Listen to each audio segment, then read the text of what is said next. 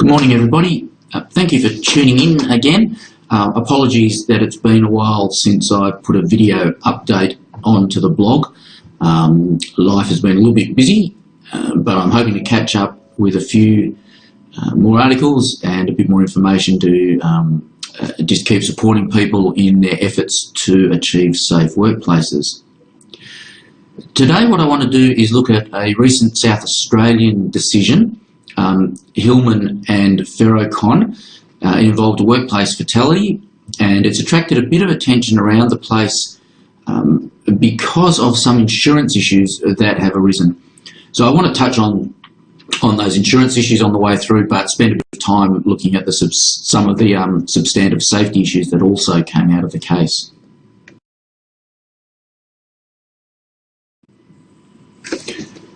Again, and as I always say in these case update presentations, this is a discussion of a general nature about some of the themes and concepts and findings that have come out of the case. It is not and should not be taken as legal advice. As always, if there's anything that comes out of the case that causes you concern, or you think you need further advice specific to your organisation's operations and business, then I would encourage you as strongly as I possibly could to go out and to get that legal advice.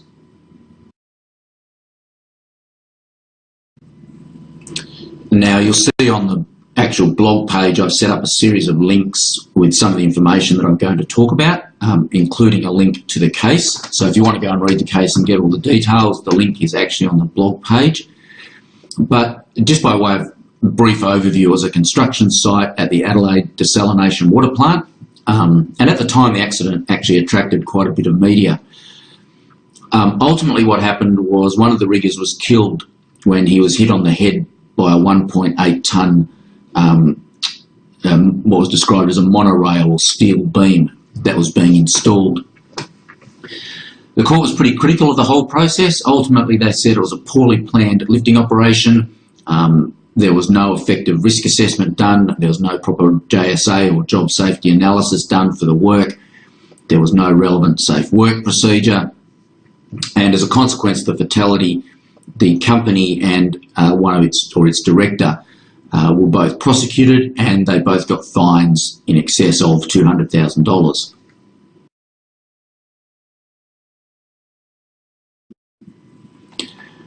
Part of the controversy around the case has been the fact that the director, Mr. Mayoni, I assume that's how you pronounce it, was able to call on an insurance policy to pay the fine. Now, the issue of insurance in occupational safety and health proceedings has been around for a while. I've actually been involved in a number of matters where clients have had insurance, but it was insurance to pay the legal fees. So in other words, I've taken out an insurance policy, my company or myself am being prosecuted in a safety related matter. The insurance policy pays for the lawyers to advise me and represent me, but typically speaking it doesn't pay the penalty. But we have known for a while that there's been these insurance policies around that purport to pay penalties, and this is one of the only cases, I must admit, that I'm aware of where the judge has come out on the public record and said, I am aware that this individual has got insurance and they've called on it and the insurance is being used to pay the penalty. So the issue of insurance in safety and health proceedings is not in any way, shape or form new, but I think this is the first public pronouncement where we've seen a magistrate come out and say, there's an insurance policy, I'm aware of it, it's been called on to pay the penalty, and that is having an impact on my judgment. And I'll talk through those in a moment, or I'll talk through what the judge said that impact was in a moment.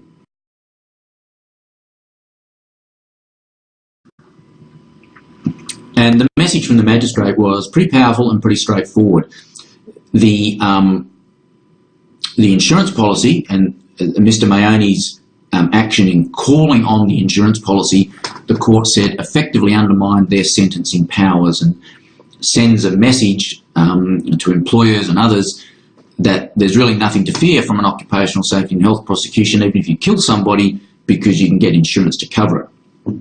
Now, from a legal perspective, the magistrate couldn't declare the insurance policy null and void, and I think there has been a general consensus of opinion amongst safety lawyers and safety professionals in Australia that insurance policies that purport to pay fines, particularly, perhaps not for technical breaches of regulations, but certainly for serious breaches and prosecutions where the allegation is that the failing of the company or the individual caused the fatality, the general consensus has been A, that such insurance policies are contrary to public policy and ought not be allowed, and B, that they are probably unlawful in any event. So it's going to be interesting to see what lobbying comes out of the safety industry, what public policy response to this insurance issue is. But at the end of the day, it should be, and the magistrate himself identified, there's clearly scope within the legislation to outlaw or ban this type of insurance. So there's clearly scope to make this kind of insurance unlawful. For what it's worth, my personal opinion is that it ought to be unlawful, and I think I agree with the magistrate in this case that those sorts of policies do undermine the court's power. I don't think they serve the public good. I don't think they serve good safety outcomes, and I think they ought to be banned. And so I think it'll be really interesting to see what the public policy position is, the public response is, and most importantly, what the regulators and legislative response is, and whether or not we see these kinds of insurance policies made unlawful.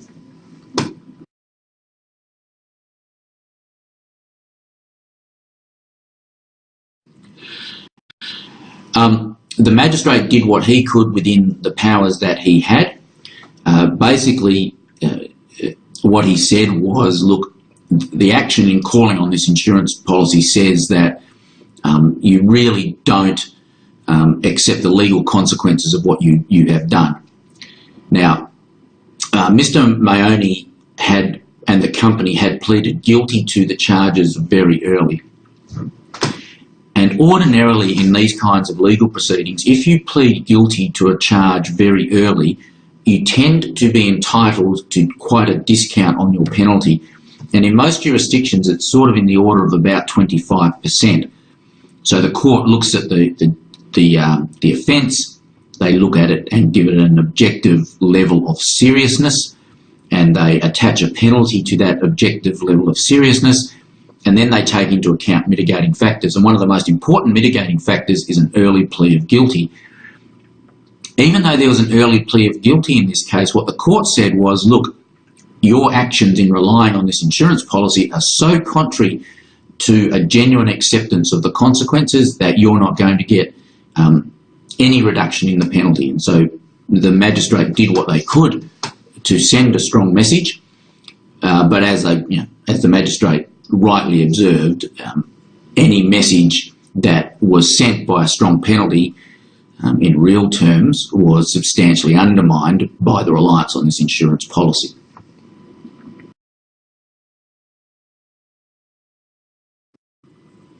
So just to capture the insurance issues, if we can, because I don't want to spend too much time on them, but it was always an issue that was likely to arise at some time, and I think rather than be upset or outraged, the legal profession and the safety profession should be grateful that it has been brought forward in this public way, because now we can probably get a proper response and a firm position on it. In my view, and I think I'm consistent with most commentators here, I think the insurance policy that was used in this case most likely offends public policy and is probably unlawful.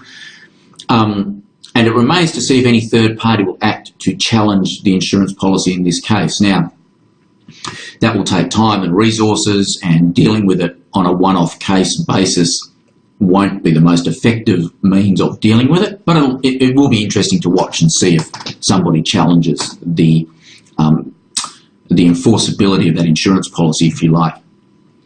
I think, leaving that aside, however, I think it's a relatively easy fix through legislation. So safety legislation or insurance legislation, it can be changed to to limit the scope of these types of policies and make it clear that they can't be used to pay criminal fines. And in the safety context, at least, what I'll be watching most interestingly is who, if anyone, actually takes the lead in lobbying on this, any of the safety institutions around Australia or any of the politicians. It'll be interesting to watch, and whether or not there is the political will to address it. So we'll have to watch this space a bit. And if that process does get some movement, and it's quite disappointing actually it wasn't addressed in the harmonisation process, but leaving that aside, whichever path we end up going down, hopefully we get an outcome where the scope of any insurable risk in the safety and health field is clearly defined. And I'll just close this part of the conversation out by saying I think there is scope for insurance in health and safety. And for example, I think insurance that allows people to get legal representation in health and safety prosecution is very valid, and it does serve the public good because it allows for a proper consideration and discussion of the issues that fall out of these types of prosecutions. So we need to be careful how we approach this issue of insurance, but I think at one end of the spectrum it really is contrary to public policy to allow insurance policies to pay these types of criminal fines.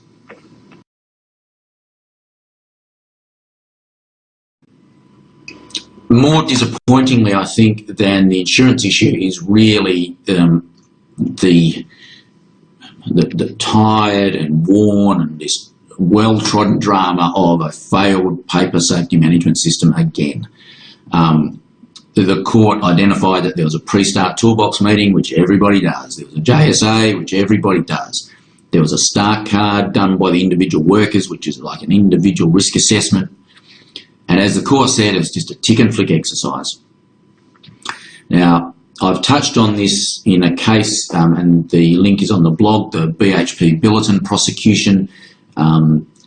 This idea that these team-based risk assessments are continually found to fall below expectation, and yet we continually accept them as a cornerstone of safety management in our organisations, and they largely go untested, unquestioned and unchallenged, and that's clearly what happened in this case. And I'll come to it a bit later, but the risk assessments that were designed to keep those workers safe were just tick and flick compliance-based documents that had no value whatsoever in addressing the specific risks associated with the work that these people were doing. And that's the clear direction of the court in this case. The other classic failure was management of change. The tasks that they ended up doing, so the work that they were doing at the time that resulted in the fatality, wasn't on the schedule at the start of the day. So when the pre-start meetings were done, the JSAs were done, the start cards were done, this work was not on the schedule and it wasn't addressed, and no further steps were taken to assess the risks associated with the work. It was, the compliance was done in the morning, the boxes were ticked, now we can get on with the job. That's clearly the sense of what comes through the case. And so the actual risks associated with the work at hand were not addressed. And then ultimately the injured workers, also the fellow who was involved in the incident and the injured, the fellow who was killed, hadn't had the lift plan explained to them. And by the lift plan, as I understand what the court was saying, the way that the lift was going to be conducted wasn't explained to the workers doing the lift. If you read the decision, you'll see that the two people who were actually caught up in the incident were on elevated work platforms at the time. So they're up, raised to help guide this beam. The main body of the discussion about the work apparently had happened down on the ground from the reading of the case, and that simply wasn't explained to the workers. So there's the absolute classic trifecta. Meaningless tick and flick paperwork, management of change or change not identified and addressed, and a lack of communication about how the work was to be performed. And you can slice across most prosecutions and most inquiries going back as long as you like, and you would find each of those elements sitting somewhere in the failure or in the incident, and yet we continue to accept the type of safety management systems and approaches to safety management that create these problems in the first place.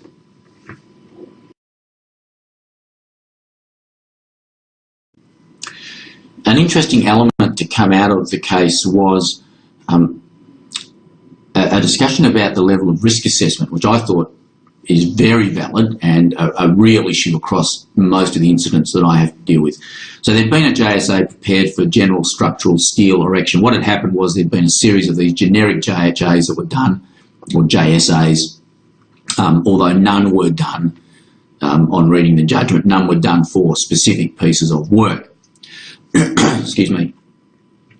But in that generic JSA, there'd been 15 identify hazards, and each risk and each control measure had been given the same rating. They were all medium, or M, and even though they identified potential fatalities, they were just all rated as medium. And it seems, without actually seeing the JSA, it seems completely incongruous that you could, in any way, shape or form, do that, particularly for lifting operations. In my view, when you look at the controls that are in place for lifting operations, fundamentally every single control is administrative in the sense that it relies on people doing the right thing. To my way of thinking, if your controls are administrative, if your controls rely on people doing the right thing, they in no way mitigate the likelihood of an event. I think we need to really start thinking about risk assessments in a much more open and honest way. And one of the things that you sense from reading the judgment is that most of the paperwork was put together simply to meet the expectations of the client. And I expect that the medium rating was something that was probably just manipulated for the purposes of being able to demonstrate to the client we've got these risks under control. It seems, on reading the judgment, that the client paid very little attention to the way the work was done, gave very little assurance to the documents it had received, and so overall we had a really artificial perception of what was being done to manage the risks. But I think the validity and honesty and integrity of risk assessments that are done for safety and health really need to be called into question, and we really need to challenge the extent to which risk assessments reflect an acceptable risk for a business purpose as opposed to reflecting the genuine health and safety risk for the purposes of safety management.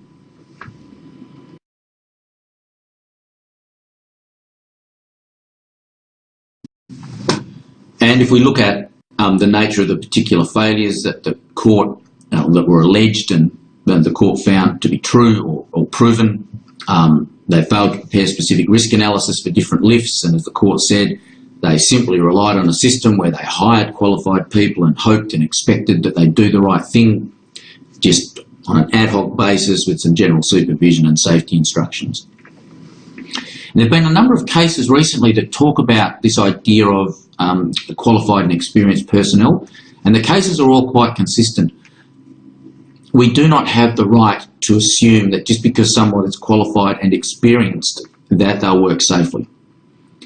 And there doesn't seem to be any mitigation involved for companies by relying on the expertise or experience of their workers. The courts are still pretty consistent in saying that even experienced and competent workers need direction on how to work safely, and there needs to be supervision to ensure that they are working safely. So one of the things I think to take out of the case at this point is to say, okay, just because we've got competent and experienced workers does not mean that we ought not be properly instructing and supervising them to make sure that they are working safely.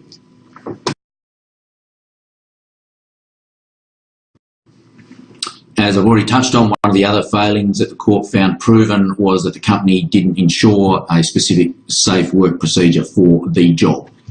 So there were generic JHAs that were done, but there was no specific plan for the way that this work ought to have been performed.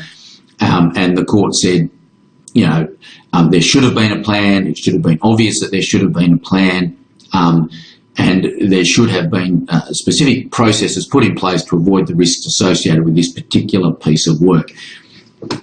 And again, I think the experience of many organisations when we talk about risk assessment processes and JHA processes is often they are generic, and we don't actually spend enough time and effort doing specific planning for particular tasks, particularly, as we touched on earlier, when the work changes during the day.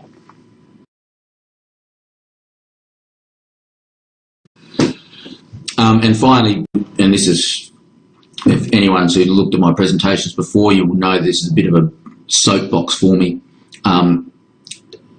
But the work and the way the work was performed leading to the fatality simply didn't comply with Ferro's own documented safety management systems. Their documented safety management systems had a written requirement that riggers were not to stand under a load.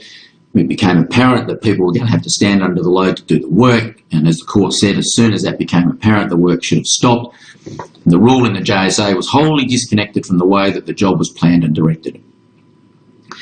To me, this is another classic restatement of the concept of the illusion of safety, and the illusion of safety is that gap between the safety management system as we imagine it and what actually happens in practice. So we sit back and we think we've got all these documented systems and we've got all these processes and all this bloody paperwork that we do, therefore the risks must be managed. And the reality, more often than not, at the workface where the job is being done, those documented processes have absolutely no relevance or relationship to the way the work is being performed. On the blog, I've referred to an article by a guy called David Boris. At the time he wrote it, he was at the University of Ballarat, and he explores this issue of the illusion of safety and the gap in what I think is a really outstanding article. It's really well worth the read. But interestingly enough, one of the observations he makes is that this JSA type process is a significant contributor to the illusion of safety. Managers sitting back thinking, we've got this process, all the workers are filling in the paperwork, they're all assessing the risks must be getting controlled.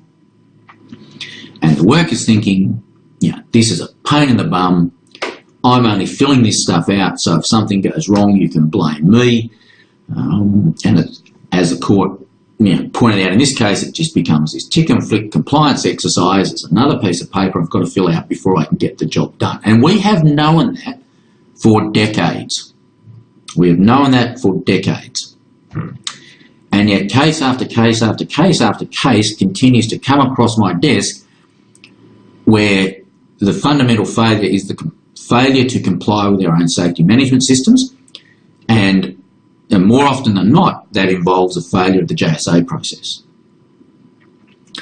And so I guess to anybody who is interested in my view in taking safety to another level, I think the start point would be to seriously challenge your organisations and ask yourself the question, what information do we actually have that demonstrates, that positively demonstrates that JSA or any other frontline risk assessment processes that we use are being implemented as we say they should and that they are actually effective to control the risk? Because I suspect, without fully knowing, but I suspect that in most organisations the evidence is all the other way. And again, I'd encourage you to go back and look at the Capehorn and BHP Billiton prosecution. But my suspicion is that in most cases, if you go back through incident reports in particular, you will find time and time and time and time again the JHAs have not been completed in the manner that we expect them to be completed, and more often than not, the quality of them is simply unacceptable. But the response to that and the change in behaviour that we need to make those documents effective, in my experience, just does not exist.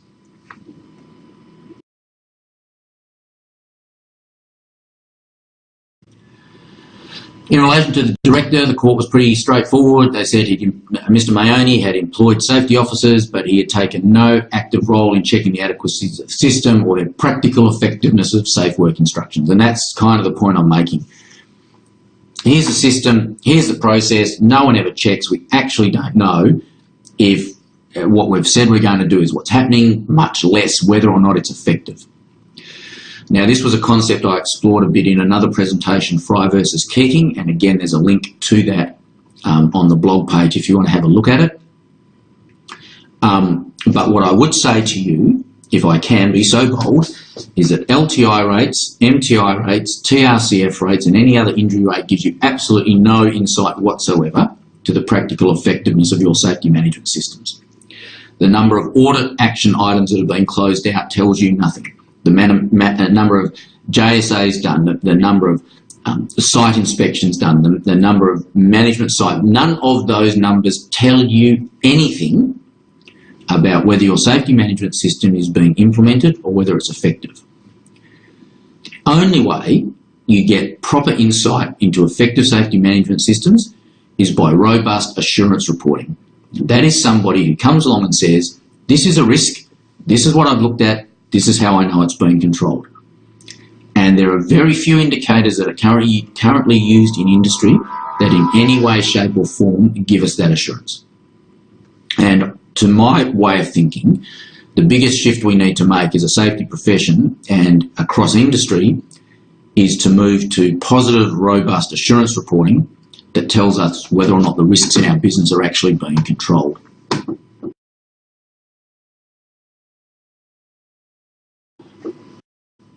All right, the last point I would touch on is the management of the contractual relationship. And this judgment's actually got a lot in it. It's well worth the read.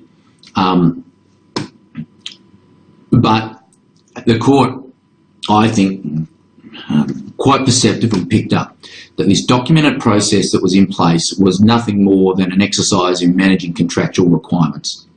I think, the court doesn't come out and say it, but if we go back to that issue of all the medium ratings in the risk register, I suspect that's largely driven by contractual requirements. And if you were honest about lifting operations, it would always be a high risk because none of the controls actually, in any way, shape or form, reduce the consequence or likelihood of failure. They're just administrative controls that rely on people doing the right thing, and we know that people don't always do the right thing, and therefore we have to say that they're not effective controls. There's too much uncertainty. So any risk register that talks about the management of lifting operations as being a low or medium risk, I think is just disingenuous and doesn't actually understand the way that controls get applied to risk. And when you look at the comments of the court here, they talked about complying with contractual requirements rather than actually managing risk, and it was all about the management of the contractors and the principal's expectations, I think, rather than the management of risk. Now, the one issue I would take with the judgment, and it's probably not fair to take issue with the judgment, but I think it's an issue that needed to be explored, if not by the judgment, perhaps by a separate investigation or prosecution, is what was Adelaide Aqua doing in all of this? According to the judgment, they reviewed and accepted all these JSAs, and including those with those obviously perfunctory risk assessments in them. So what steps did they actually take to ensure that the risks, which are obviously important risks in their business, were being controlled? Again, on the blog, I've referenced to a Western Australian Supreme Court decision called Silent Vector. The Silent Vector decision is quite good in understanding this contractual relationship, and it says, the principal and the contractor have got to agree how the risks are going to be managed, and if we agree that the principal's going to do something, then the principal has to do it, and if we agree that the contractor's going to do something, then we agree that the contractor's going to have to do it. And so in this case, it seems that there was agreement that Ferro Con was responsible for the managing of the risks associated with its work through its JSA and pre-start and all its other paper systems. Okay, that's fine, we can agree that. But then the Silent Vector decision goes on to say that the principal then needs to do some checking to ensure that its contractor is keeping its promise. And so the question I really have that's not answered in this case, but I'm most interested in, is what, if anything, did Adelaide Aqua do, and what, if anything, could Adelaide Aqua point to say This is how we know that our contractor, Ferro Con, was keeping its promise to us. This is how we know that they were implementing these documented safety management systems in a way that controlled the risk. Because I think if you look at the criticisms of the magistrate in the judgment of Ferro Con, it would be very hard to envisage anything that Adelaide Aqua was doing to understand if its risks were being managed. Now, I don't know the answer to that, but I think that is something well worth a broader discussion and a broader consideration. Because if, on the one hand, we have a contractor not managing its risk because it's trying to manage its principal, it's trying to manage its contractual relationships, I think that should spark warning bells about the extent to which the principal knows if the health and safety risks in its business are being managed.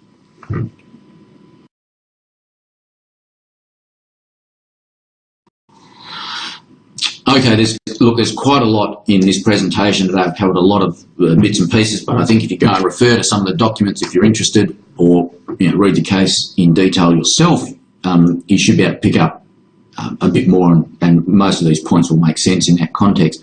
Two things I would say. One of them is quite an old theme of mine, and people would have heard me talk about it before. The other one arises more particularly on this case. But what I would say to you, first of all, is that having a documented system in place to manage health and safety risks is not the same as managing them. And the great failure of safety management, which is demonstrated time and time and time again in every major inquiry for the last 30 years, is that we have documented systems in place and we actually don't know if our risks are being managed. And by and large, all of the indicators that we use to give us that insight tells us nothing about whether or not the health and safety risks in our business are being managed. And I challenge you to test yourself this way. Think of all the health and safety information that has come across your desk in the last 6 or 12 months. Reports, stats, incident investigations, anything else. Here it is. Think of a risk in your business that could kill somebody. What does that information tell you about whether that risk is controlled? And almost universally, dealing with clients, reading investigations, being involved in court cases, being involved in royal commissions and inquiries, the answer to that question is nothing. And so until we start generating information that tells us whether our risks are being controlled, we will continue to have the sorts of failings that have been identified in this case. The second issue I'd say, and this is more particular to the case, and this is important both for a principal and a contractor. Responding to client requirements does not minimise, mitigate, reduce impact. It does not have any effect whatsoever on your obligations to manage your health and safety risks. You will get very little leeway from a court to say, this is what the principal asked us to do. At the end of the day, your obligation as an organisation is to manage the health and safety risks in your business. And if what you are being requested to do by a principal means that you cannot manage those health and safety risks, then you ought seriously, very seriously consider whether that work is worth doing. But it is no answer to an allegation about failing to meet your obligations for safety and health to say, I was just doing what the principal told me to do. At the same time, I would say to principals, if you put your contractors in a position whereby they are just pandering to your health and safety requirements and not actually managing their risks, you create an enormous legal and safety exposure for yourself and any of your projects that you are on. It is the genuine management of health and safety risks that manages both safety and legal liability, not paperwork, not systems, not contracts. Understand the risks, manage the risks, get assurance that they are being managed, and that's what you need to be doing to meet your obligations. Okay, so that's all for today. You can click on this page if you want to get a copy of the case, but it's also available on the blog page. You can click if you want to follow me on Twitter to get updates, or subscribe to the blog to get these updates. And if you want to learn more about us, follow the links there. Otherwise, I hope there was something in that for you. Good luck considering some of the issues, and all the best to your organisations. Thanks for listening in.